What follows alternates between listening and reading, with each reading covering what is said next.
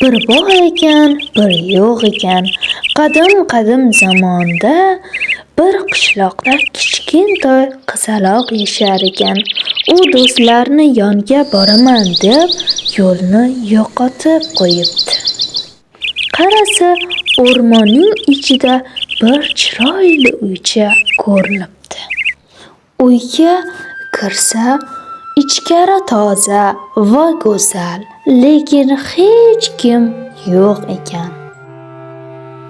Qizaloq dam olay deb stulning ustiga borib o'tiribdi va mevalarni iste'mol qilibdi.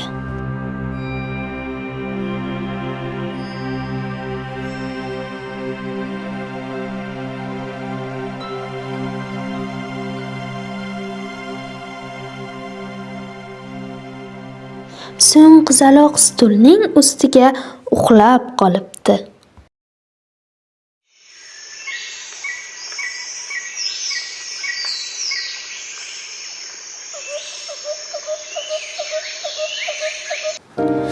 Shu vaqt eshik shiddat bilan ochilib, katta bir ayiq kirib kelibdi. Bu yerda kim?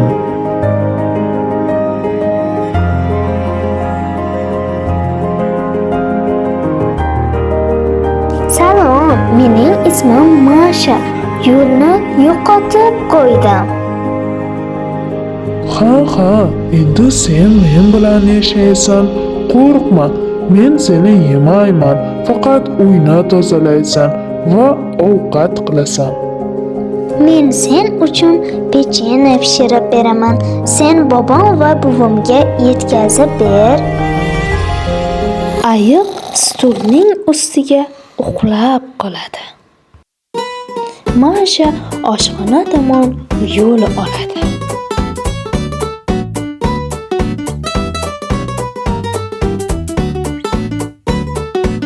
Ah.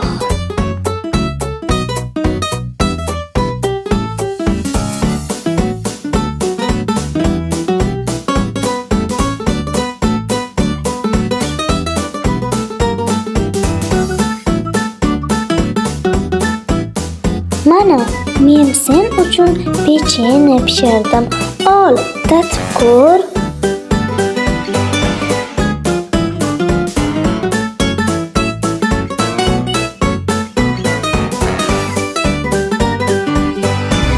Bobom va buvimning manzillari. Mana, pechenelarni etib ber.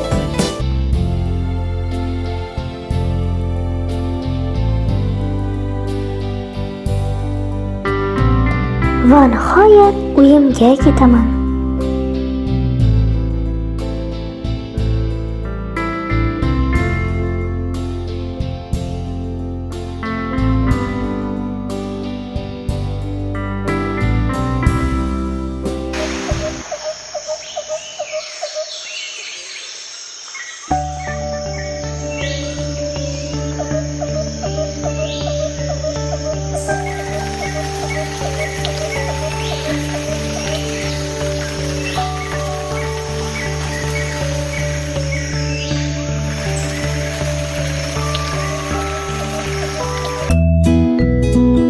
Voy, Masha-ku. Salom alaykum, buvijon, bobojon.